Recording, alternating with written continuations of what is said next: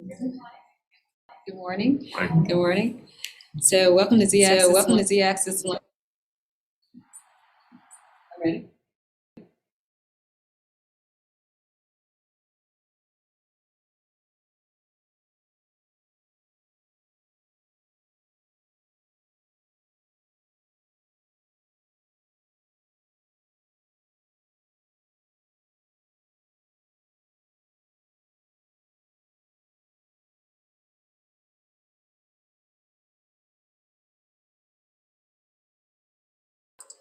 No.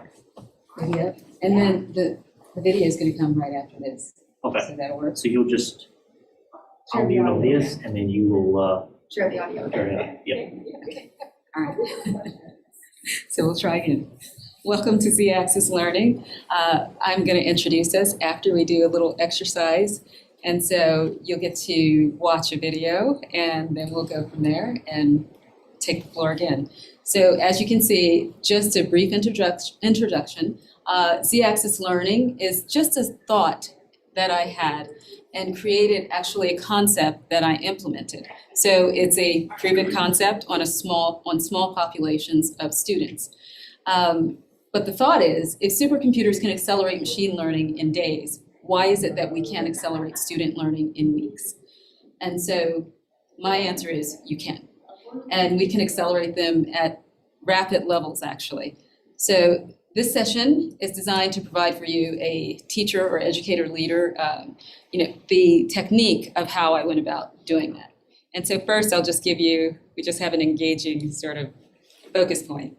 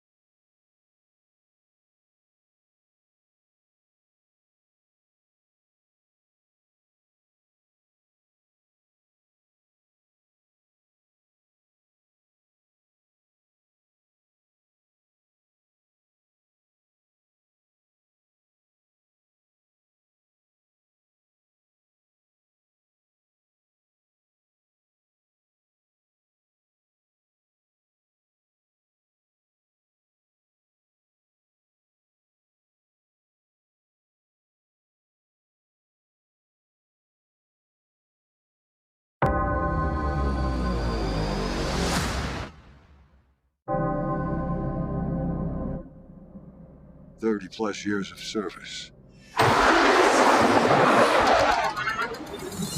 Combat medals, citations. Only man to shoot down 3 enemy planes in the last 40 years. Yet you can't get a promotion, you won't retire. Despite your best efforts, you refuse to die.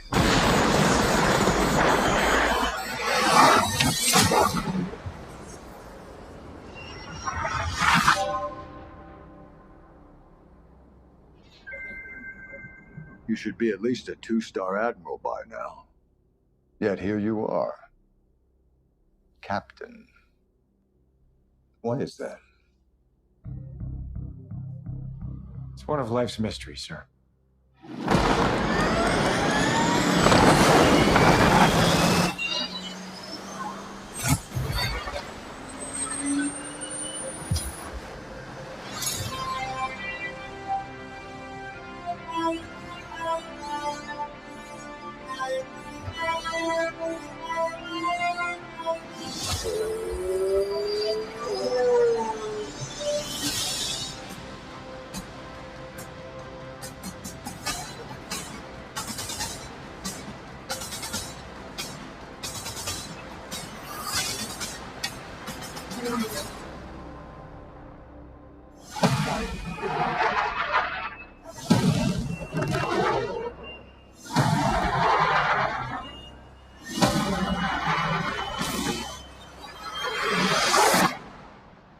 The end is inevitable, Maverick.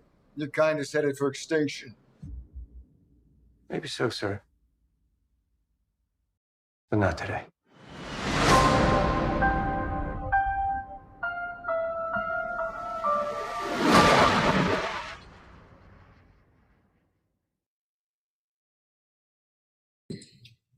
So looking at that, Top Gun pilots actually traverse through time and make decisions in split seconds. They make decisions so rapidly that they're close to being nanosecond decisions. So the mind is able and capable of processing information at those top speeds. Yet in schools, we are teaching students at such a delayed pace that it's taking them 12 years to grasp the information that we have to give them.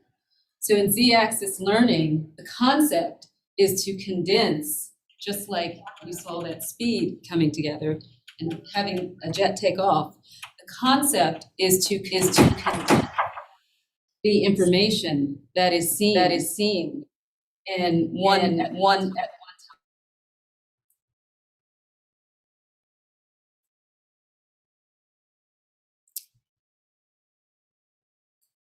Are you seeing the nearpod screen? We were, yes, we were seeing it.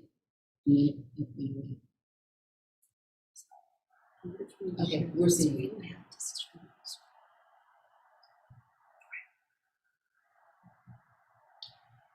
I think at this time we want to make sure everyone gets logged into the nearpod. Okay. Does that sound good? We can wait until you do your introduction. Okay. And I don't know if this will work with that at this point. No. Okay.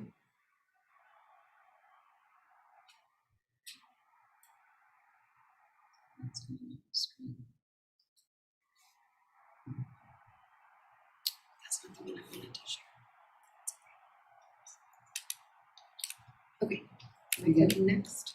You want to go ahead and click? Okay. Then- So speed, precision, depth perception, maneuvering. Yeah. It's a delay. Huh? I see. Split second decisions because their lives depend on it. So what can educators learn from fighter pilots? Go back to this one. And it is a delay. It is. Sorry. I'm sorry. It's okay. What can educators learn from fighter pilots? A lot. So we as educators are the boots on the ground. And we have, you can go ahead to the next one. We have a lot to learn from them in terms of what I explained earlier. So quantum speed and their processing abilities. And we can teach students quantum processing techniques. And how do we do that? So pilots and advertisers, they are both using the same part of the human brain. They're both using the amygdala. And advertisers have been using the amygdala to reach our memories and to influence our purchasing decisions for their products.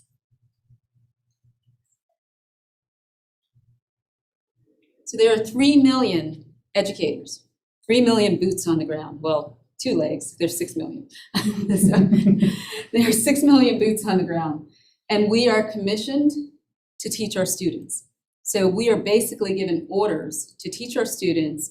And even though we have a little liberty to teach our students, we have state and national mandates that we have to abide by. So that's one of the challenges. How can you push a child forward in time and give them all of this content if you have to teach, you're mandated to teach specific techniques at a certain time, okay? So daily, we reach 50 million children as educators. Yet we still have, you're good. Okay. I'm sorry. Yeah, it's that In the line. little glitch.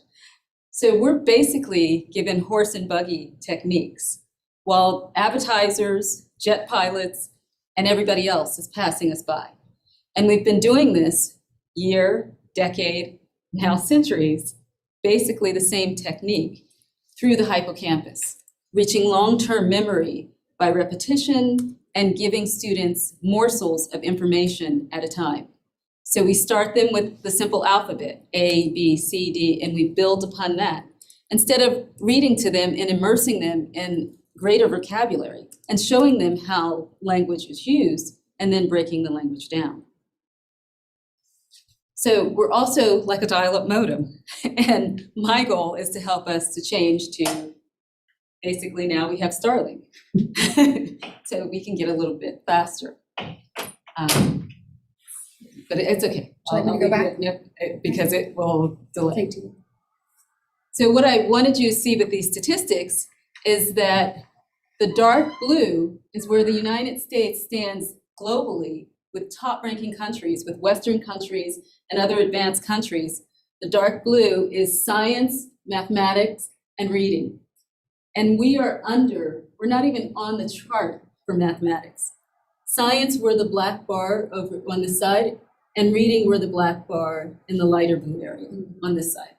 Yet for advertising, we're the first in the world because we figured out how to reach people's minds and get them to buy things. The same advertisers used our researchers. When we've done our research, our psychologists, child psychologists, are the same child psychologists that advertisers use to reach our minds. And yet we can't accelerate our students to be the top students in the world. At college level, yes, we're the top. But K-12, we're still lagging behind. Thank you. So ZAxis learning techniques accelerate student learning exponentially. And why should we do this? Because in terms of pilot fighting, there's a bogey on our tail. And that bogey is machine learning. The bogey is machine learning, and how do we actually compete with machine learning when it's scaling so rapidly? And yet we're still lagging behind. I'd like to call the process of teaching our students HI, human intelligence. And we can, again, utilize the same technique that's being utilized for machine learning, quantum computing, because we have 80 to 100 million neurons and cells in our brains. So we have a quantum computer, and we walk around with this quantum computer and have classrooms full of quantum computers, yet we don't develop those quantum computers. And we're all familiar with Dweck and Carol Dweck and the growth mindset. And yet we haven't gained the ability to advance our students, again, like advertisers. Thank you. So integrating the principles of ZAxis Learning results in rapid cognition. And that's the goal, is to train your students to utilize their mind rapidly, just like the jet pilots, so that they're making decisions faster and that they are realizing that they have this capability to utilize their mind in a faster rate. So part of the concept comes from Schrodinger's cat. I don't know if you're familiar with quantum theory of Schrodinger's cat, where the idea behind Schrodinger's cat is to have a cat in two states at one time. So morbidly, the cat is dead and the cat is alive. But it's supposed to be in one state, at two of those states at one time. And so why can't we do that with learning? Why can't we do that with education and bring all of our content into one location so students can grasp it? So that's part of the quantum aspect of ZAxis Learning. The other aspect is using our vertical alignment. And at this time, post-COVID, we actually have the capabilities via Canvas. We have other platforms, Schoology, and there are multiple platforms where we can actually access other grade levels to create vertically aligned content that comes down. For example, if we have a kindergarten, we could pull 4th grade content and we could pull 7th grade content and design our lessons. Whereas previously, it was hard to ask a teacher to go to a middle school or a high school or call someone or coordinate to create multi-tiered content. Now it's right at their fingertips because of technology and what has happened with COVID. The other possibility is to have integrated cross-curricular information. So all of this comes into one point and it creates a lock on our bogey so that we can compete with a computer. We can compete with the processing that machine learning is doing. Thank you. Our perceived challenges are very often that our populations are diverse. We have English language learners, we have multiple language learners, and we have socioeconomic factors to deal with. We also have, again, the SOLs, which dictate what we have to teach at what time. And we have limited time. So teachers might ask, how am I supposed to do this when I already am inundated with so many things to do? How is it possible to scale a student's learning at the rate that ZAxis Learning is suggesting? Thank you. So how can you overcome these hurdles? You can prepare for flight instruction, and that's what we're here to do today.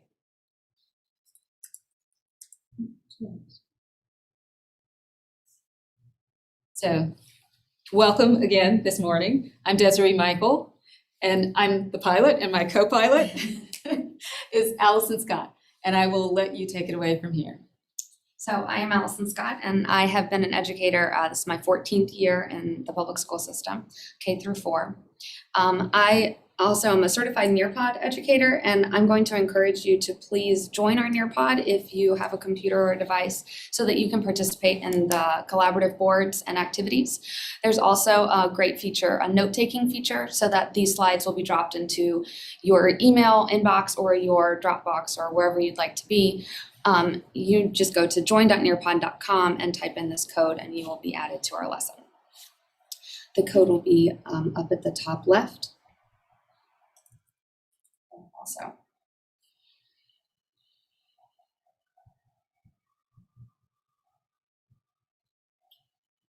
Do you want to talk more about your history? Okay. Wonderful, thank you for joining. From the student view, let me make sure that I'm saying this correctly and that everyone can see. Yep, okay, good. From the student view, on the right-hand side, there's a little notepad looking thing that if you pull it out, then you can tell how you want the notes dropped into your inbox. And then once you've selected that, it'll log you in whatever way that you're going to log in. And then you can take notes there. And then later you can go and find all of your notes. So that's a very handy feature. Next. Did you want to do that? Sure. So our first collaborative board, oh, I did not need to do that, sorry. Our first collaborative board here is, what was that movie about? The trailer that we saw, the 2 minutes. What did you learn from 2 minutes of the trailer? And you can write anything. Anything about this participant? Oh, we do have a chat message. Please in the code. Okay, I will. Thank you.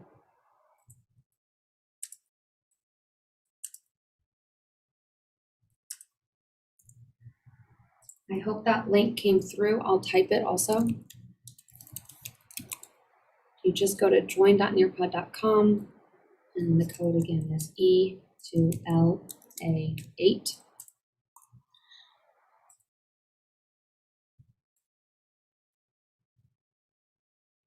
Thank you for your question.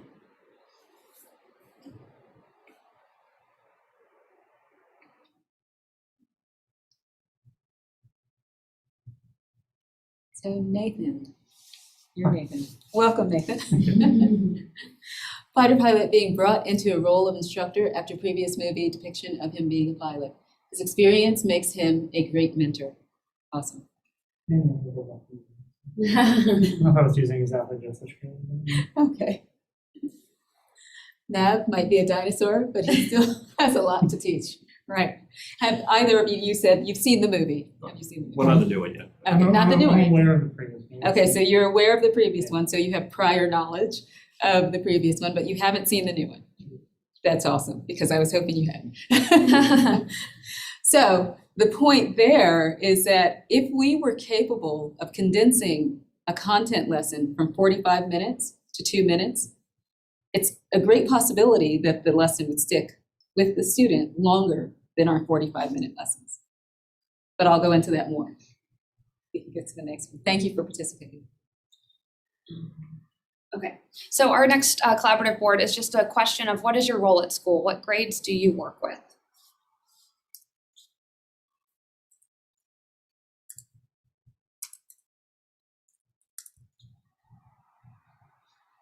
Instructional facilitator, secondary level, instructional technology coach at high school, So you are train the trainers. 5th grade reading teacher, wonderful. Technology integration coach, 9 through 12.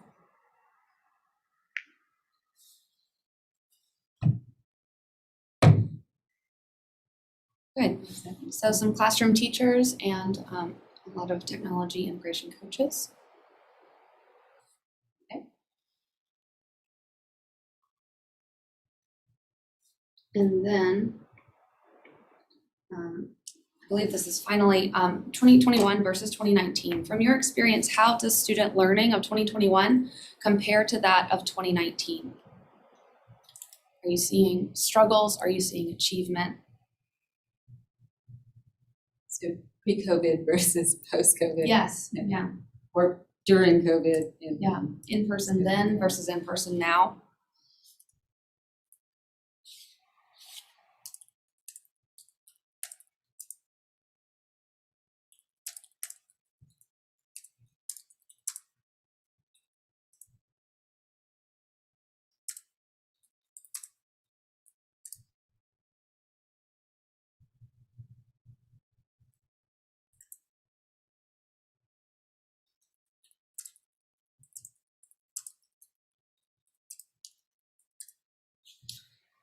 Some are flying high in the new environment, but some are disconnected and not enjoying the screen time. Okay. The achievement gap has been greatly widened, not only because of loss of learning, but also trauma and mental health issues, preventing students from connecting into their day-to-day schooling.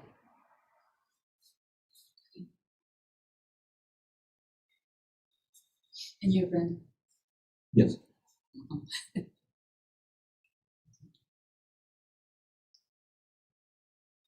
Ready when you are. Okay. All right, any overachievers? Did your students surpass expected learning during the pandemic? If so, how?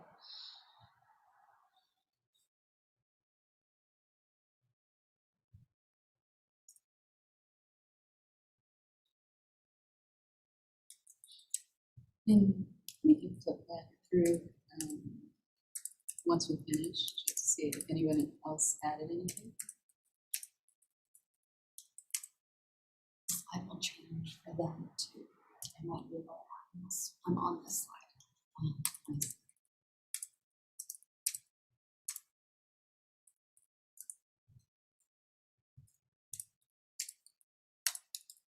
Some students thrived without the distractions of others in the classroom around them.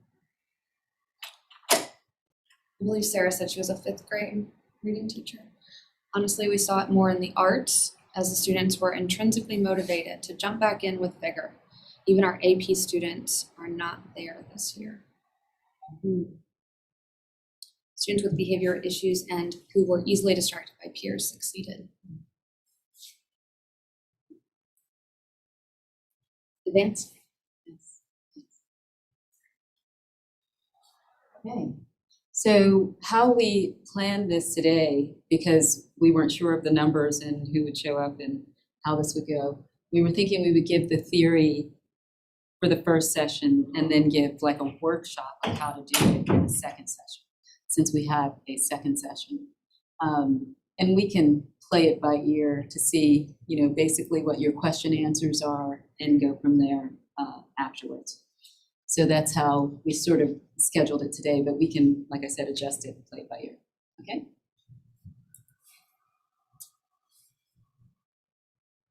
All right, many of you are familiar with Noam Chomsky.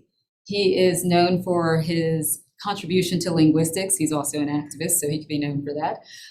But he's known for quite a bit of theories that he has had with language, and basically his belief in immersing students in language and acquiring language from, I wouldn't say osmosis, but sort of the same type of concept. So in the late 90s, a friend of mine They were advanced students. A friend of mine, she and her husband were working on how to give AI natural language. And we made a bet. I bet them that humans would continue to advance because of technology, and we would remain in front of computers, and computers would not catch up to us. They bet that computers would surpass us. So, of course, I'm on the verge of losing that bet completely. And we've seen computers change the transition when AlphaGo happened with the Korean game player in Google's DeepMind. Their coagulation, I would say, or their content that they put together and their team that they put together and all the work that they put together allowed their computational computer to outsmart Lee Sedol when they were playing AlphaGo, when they were playing Go, the Korean game of Go. Actually, it's probably Chinese game of Go, and he's Korean. So we've seen technology and machine learning come a long way from the 1990s when I initially made that bet. But I still have a belief that we can advance human intelligence, as I've stated, through powers of rapid cognition. And I will refer to our traditional style teaching as legacy teaching techniques, because some of them are still good, but we need to improve upon them. Thank you. Okay, so here is an example in a day, and I hinted to this as we were speaking earlier. So in one day, I just took, for an example, a regular lesson is approximately 45 minutes. So 45 minutes for 175 days, an average school year, comes to 7,875 minutes that students are taking one course. So we're just talking about one course if they do it every day. And sometimes they do 90 minutes and skip days, so it still averages out to about 45 minutes per day. And that's where I got this number. So if we take that, and as I mentioned earlier, if we were able to present our content in 2-minute segments that has condensed information, that has that vertical alignment and has the cross-curricular engagement, plus the concept that we're bringing it all together in one point, we're superpositioning that information over top of the SOL that we have to teach for that day, or the topic that you're teaching for that day. You're bringing it all together into that one point. So if you do that, technically, you can decrease the amount of time that you're teaching a lesson, and it drops to 4% of the entire time that you're actually teaching, that you would teach it just verbally showing them and explaining it step by step. So it drops considerably, and you're down to 0.044 of the time, which comes out to 4%. Okay? And the one viewing note that was there is very often the way advertisers work, you can often see something once and it'll stick with you for a few weeks or even a month, few months. And so that's a technique that they've used as well, and they've perfected it. And if we could gain that and utilize that in presenting our lessons, this is why I believe we can advance how students are comprehending the content that we want to deliver. So in the 1990s, after the conversation I had with my friends, I set out to prove that this could be done. And I did an extensive amount of research and came up with a 30-second approach to learning. And that's how I came to understand that advertisers were already doing this and that the military was already doing it. And I found in history, throughout our history, that lots of other people understood this concept as well, reaching the amygdala through information that's designed in a particular way and delivering it to a population to get them to believe things. So so in that scenario, 30 seconds is 99% less time than we would teach a 45-minute lesson. So I transitioned those minutes into seconds. So a 45-minute lesson would be 2,700 seconds. The same amount of days. Over those 175 days, it's 472,000, 0.5, thousand. So it's a negligible amount of time that you're actually spending presenting a 30-second concept. Now, when I presented this to funders in the 90s, actually, they laughed at me and said I wasn't an educator. So I went into education, became an educator, and did the research, got my degrees, and came out of that with my degrees in hand and said, okay, I'm a teacher, I've done this, I've done the research. And I went to the funders and said, if we create videos, and those videos can run over a phone, and we can create 30-second videos that engage students and have content, and that teachers can use as scaffolding tools, we can increase student learning. And funders said to me, we'll never run videos over phone. Students will never create their own content that's video-based, and nor will that ever engage them. We all know TikTok now. So other people have figured out how to utilize exactly what I'm talking about to get to our same population. But we're forbidden, basically, to use those tools. Very often, TikTok is blocked. Very often, other tools that do videos, rapid videos, are blocked, so students can't even create it. Whereas you as an educator could give them an assignment and say, why don't you take this, this, and this, pulling from the vertical alignment and taking cross-curricular content and letting your students create it. And they could create a rapid video, and they could use it as a teaching tool and help them to remember and other students as well. So you would have content creators saving you time as opposed to you creating all of the content and trying to disseminate the content.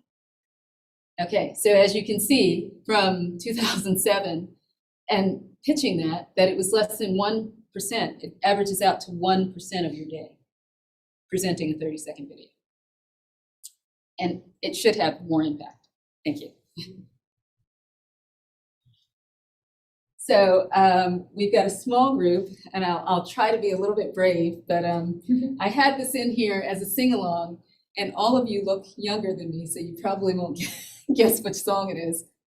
So there was a song, and in the 70s, the song stuck with people, and they knew what it was. It was designed by advertisers, and when I did my research 35 years later, the people still remembered it. All I had to do was start singing a tune, and they knew exactly what I was talking about. I asked the same people, do you remember anything from your grade that you were in? And they stood and looked at me. Not particularly. And so then I asked them, do they remember anything traumatic from when they were in elementary school? And they could remember different traumatic things because, of course, that engages the amygdala as well. And so that's what made me realize that we're really missing the mark with legacy teaching techniques. And so the Mystery Company, it actually started in 1886, and they did their research to figure out how to reach the amygdala and figured out how to reach people effectively to sell more of their products. So in my mind, that says to me that less is better. With all the calculations, mathematical calculations I did, and watching what they're doing, it means that they're getting to our students with less information, with less, I should say, time and condensed information, more condensed information. So the question is, can a 1-minute video really impact retention and learning? And my test that I did with small populations proved that indeed it does. And so I designed my own commercials of education and tested them on my students in middle school and high school. And then 30 days, it was actually 3 months later, I pulled students randomly and asked them what I showed them, and they could recall it. Then I asked them, what did I teach that day? And only one of the 7, because I couldn't get a lot of them to pull out without students talking, without having them out of the class too long, I just pulled them out and spoke with them individually, randomly. Only one student could remember the topic I taught about, but she couldn't remember what the lesson was. So I just randomly showed this video just so that I could see if they would recall it. And indeed they did.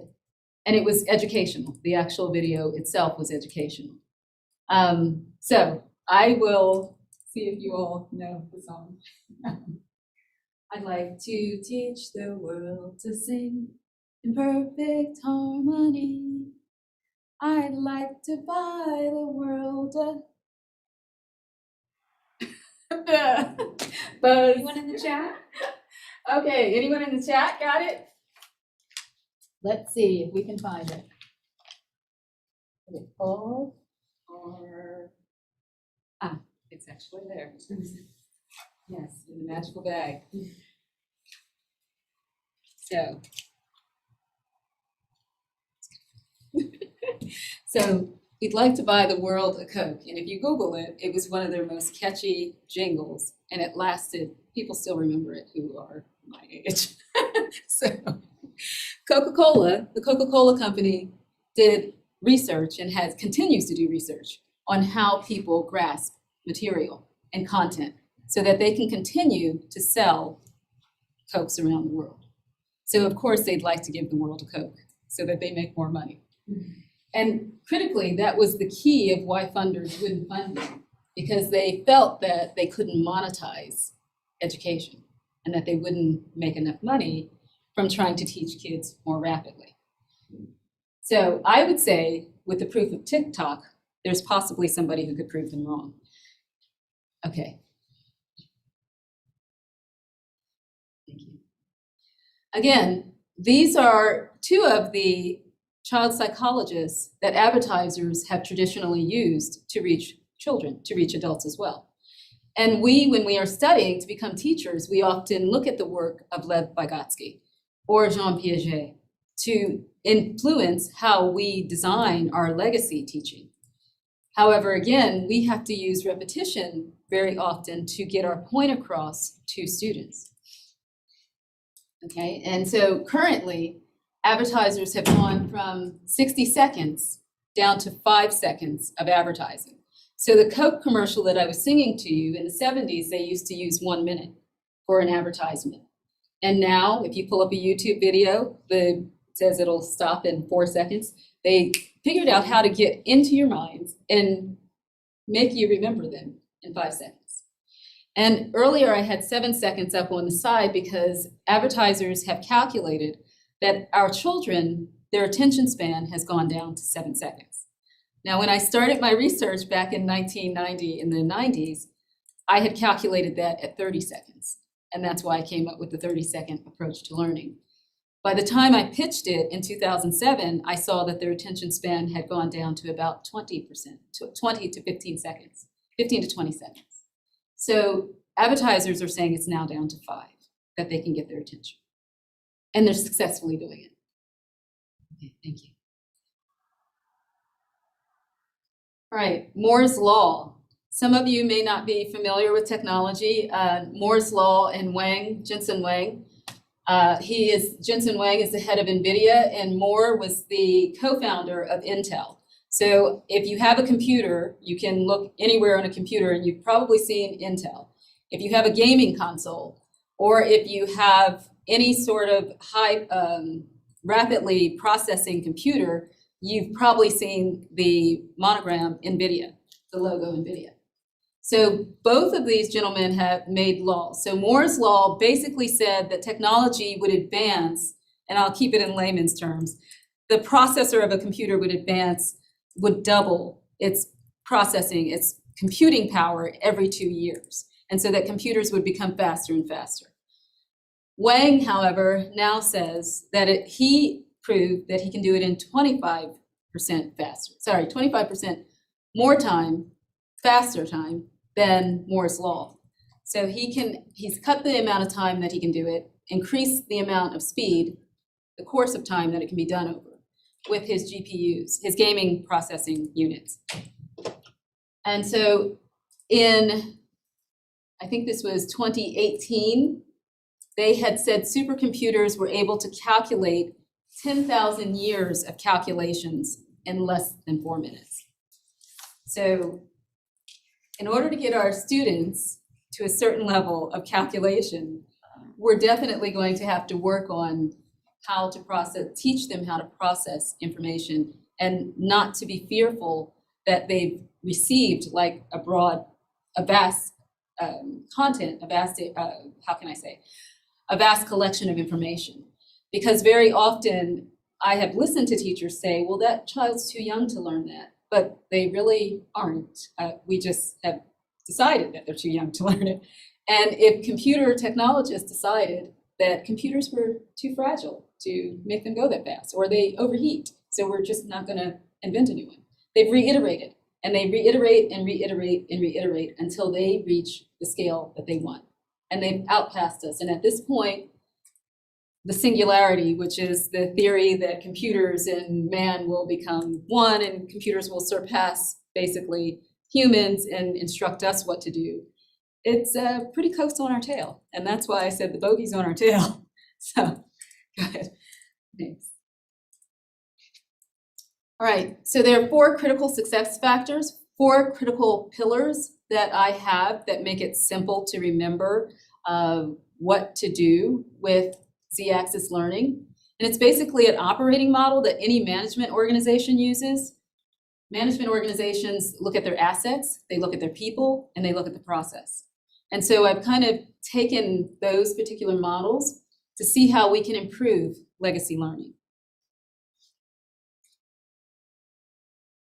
All right, and these are the 4 pillars. Basically, your analytics. Okay, and I had 2 slides. I think I had updated that one, sorry. Your analytics, the architecture, and the principles. The key pillar is actually the 3rd pillar, the principles. The other 3 pillars are variables because they can change. Your grade level changes, who you're interacting with, again, where they come from, their background, all of those things change that result in the analytics, how the analytics will be read. So that's a variable, it changes. The ecosphere is something that you're capable of doing. You design your classroom. You, as the boots on the ground, you design your classroom and all of the things that go into making an ecosphere within your room and how you integrate blended learning, etc. So that's a variable. The architecture is a variable as well. So how you pull in the vertical alignment, how you pull in, or what subjects you decide to pull in that are cross-curricular. That's your decision. So those are variables. But the technique itself, the main pillar, is the 3rd pillar. Depth perception, which you saw with the jets. That was the idea, to give you just understanding information rapidly, over speed and time. The second principle of the 3rd pillar is the gestalt. The parallax is 3rd, and then PBL 2.0. And so most of us know PBL as project-based learning. I would suggest that we turn to product-based learning, that we don't just have a project and everybody participates, but there's actually an outcome that each of them are responsible for. And I'll explain more of this as we go through the slides. Okay, so people by design. Again, this is the analytical part that changes. And the one thing that I did want to point out is that when I did my test, so I worked with JK, junior kindergarten. I used this technique on junior kindergarten students, and they are below 2 years old. So they're 2 and under, and they're infants. I did various different tests to see how this could operate. So I did it with physical transitions, and I did it with academic transitions, because at that age, they're doing a lot of things. And I can go into that later. But I also worked with, like I said, middle school, elementary, middle school, and then high school students. And the one thing that I did want to say is that the neuroscience behind what impacts students, I actually didn't go into that. So I sort of dismissed that as something that I'd be concerned about. In other words, some students don't eat the right diet, so they come to school and they're cranky. Some students have, we know that if they don't have protein in their diet, that their academics are lower. We know quite a few things about different parts of diet, about different conditions that cause the mind not to function properly. So all of that information, I just swept it aside and continued to work with students as a group. So I didn't differentiate that they might have difficulty. I didn't give that at all any concern. I did, however, and I will mention, I did intermittently work with special ed students to see how special ed students responded to just attempting to move them out of their world.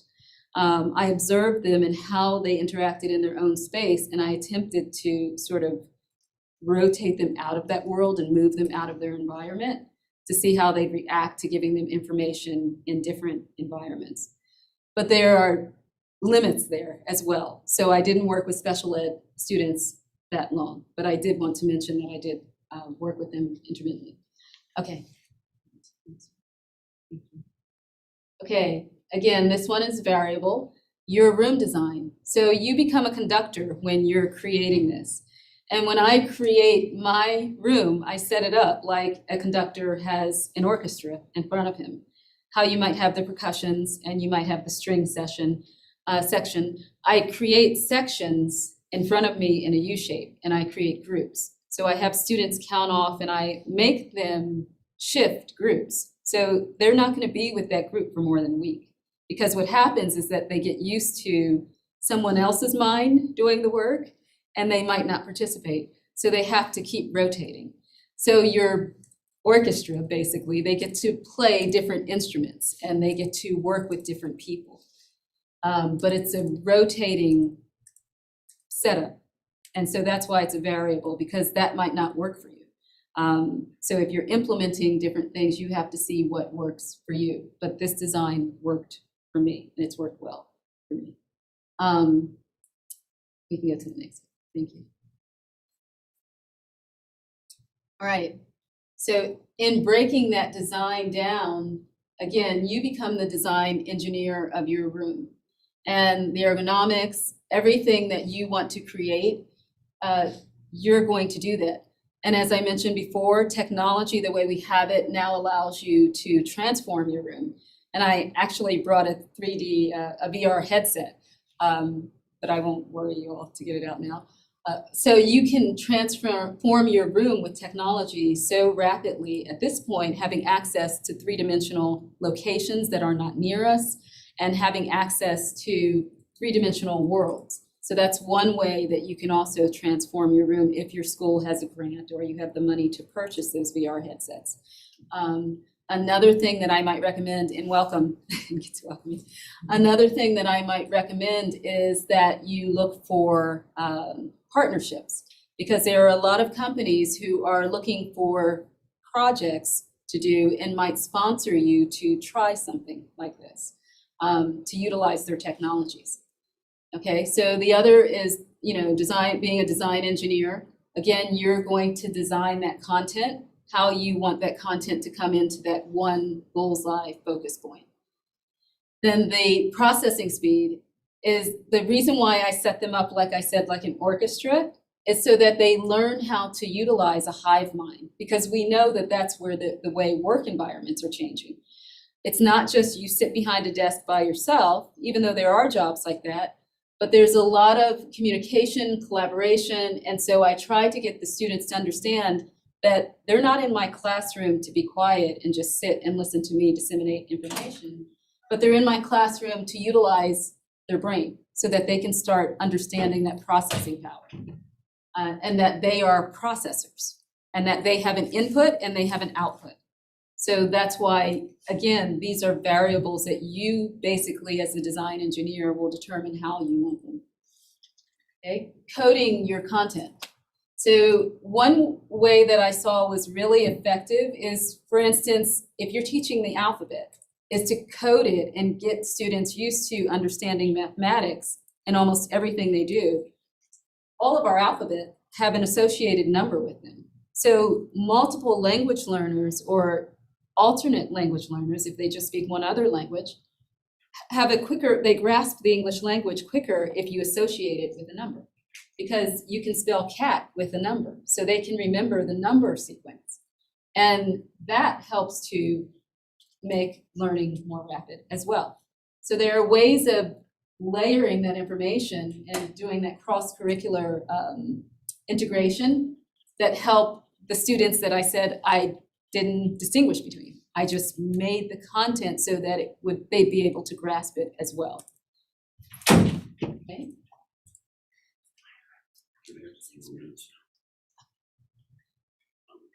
Okay, and the principles that I use. this being the main structure of our presentation. The principles of depth perception. And again, you saw depth perception visualized through the video that we started with. But the gestalt principles. The gestalt principles are about design and putting things together and making those things visible when they're simply just dots. So if you didn't see those dots together in the shape that they're in, you wouldn't be able to tell that it's a Dalmatian. So that's how you're putting your information together when you're bringing that vertical integration and cross-curricular content together. You're designing a knowledge base piece of information. Could be a Dalmatian. Okay, thank you. And the parallax, we'll go through each of those. Okay, principle 1, depth perception.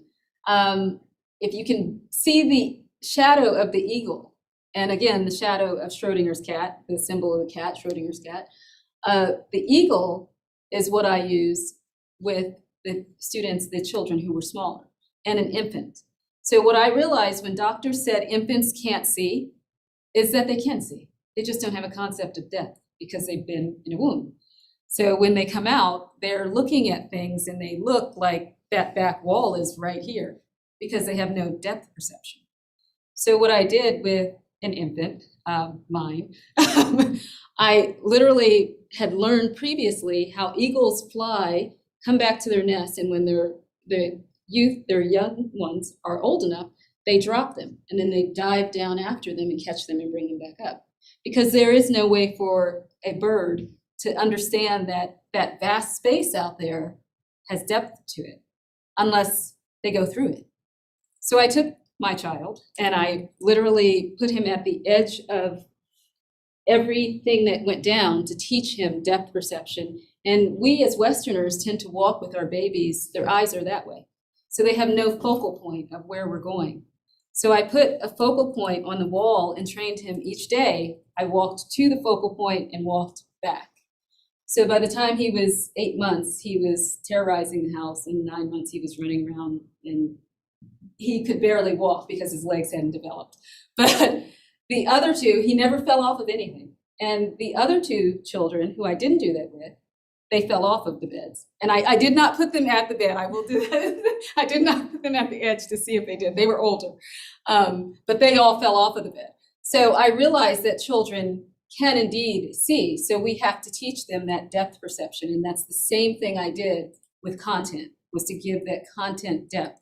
So your focal point, again, is your SOL. And you keep that in focus and move your children along that tandem of information. And again, Schrodinger's cat, we explained that one. Penn Foster is one of the schools that actually put content out for people to learn, and they could learn at their own pace. So if they wanted to learn something from 10th grade today and something from 12th grade tomorrow, they could, as long as they finished their modules, then they would graduate. Yet in legacy learning, we try to keep students in a certain box and grade limit unless they are able to test out. But I'm stating that I've done it with a vast group and they can all move forward. You can move them forward. I moved my 11th grade students forward 1 grade level in 1 month. So I was able to do that. I moved my 5th grade students, again, a grade level up, those who were falling behind, 1 month. And I did this as a sub. So one of my recommendations in your environment, when I'm talking about designing your environment, you have to make sure you have principal buy-in, because as a substitute to go in and do this for a month, a principal doesn't exactly know what you've done and they will undo what you did. So ideally, you need to have this with your own class buy-in from principal, parents, and everyone who's participating so that your work is not undone. Okay. The second principle is principle number 2, like I said, gestalt. And this is the saying that goes with gestalt. The whole world is should be greater than the sum of its parts. And greater than the sum of its parts, again, is that you can put those parts together in various ways. And as you can see, just a hand and the little piece below it that goes to a light bulb creates an image of a light bulb. You can go to the next one. Thank you. most of you can see the peacock here. And we know this for NBC. And part of Gestalt is keeping it simple. So you can take those complex ideas from, let's say, 10th grade, 8th grade, 7th grade, and give them to a 5th grader. But it does have to be simple enough that they can see the correlation. So if you give them a complex idea and it's just too far off, you're not using the Gestalt theory. You're not associating it. So you have to create some sort of association. And if you can create it around an SOL, that's what you center it around. So that's the symmetry that you create around your SOL that you're teaching. Okay. In continuity, this one, you can see a cell phone and the symbolism of slavery. So a lot of people think I'm crazy, but I've said slavery is like 4.0 or 5.0 of AI, because all people were trying to do was get something like a cell phone or AI, what we have, to do things for them. And it precedes them. So if you look at the dots back through history, you can see that so many people went through the same thing that came up to the slavery that we understand now in America as our history. Native Americans went through it, Europeans went through it. There were 2 sets of European wars, and Europeans rebelled to have the rights of man. The same sort of rebellions for freedom and equal treatment, and people don't look at very often the cruelties that were done in Europe, and the weapons are still on display, and things that were done to women. All of these things are still on display, but it's a transition to the point where we don't want to use humans. We want to use mechanics. And it's a transition directly correlated to AI. So using Gestalt, you can bring in different social issues and categorize them, again, using that cross-curricular content and vertical alignment to teach various parts of our history. Okay. All right, in proximity, we talked about. The other thing I would say with the history, if you were to take the same issue of slavery and just do proximity, you could use time as the proximity and say, for instance, Greeks were slaves for 400 years under the Turkish and rebelled in the 1800s as well. So you could use the proximity of the Greek history, American history, and the Irish history. Most kids understand what St. Patty's Day is and who St. Patrick was. And he was a slave. So you can make that proximity, bring those topics together and teach a single core content SOL. Thank you. And I know we're out of time. Yes, we are. Okay. Is there a final slide that you want to do? We can go through this last one and then the last one. Oh, go to the last one? The next one, sorry. I'm sorry.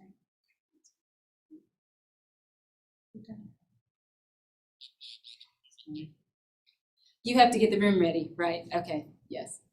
Okay, so those of you who signed into our Nearpod, your emails go with it, right? We've got their emails. I believe so. Yes, we can send you some more information and links. And I'm really glad that you were able to join us. And I wish we could take your questions and answers. But again, we wanted to present the theory this time, and thank you for listening. Thank you. We do have a Nearpod. The information is on the board still. If you're able to log into it, then you'll have access to these slides. You just go to join.nearpod.com and enter that code. And then when you get there, you can have the slides dropped into your Dropbox. And it also is supposed to be available through SCED, and I'll talk to you ladies about that, if that's okay? I'm sure. Thank you so much. Thank you very much.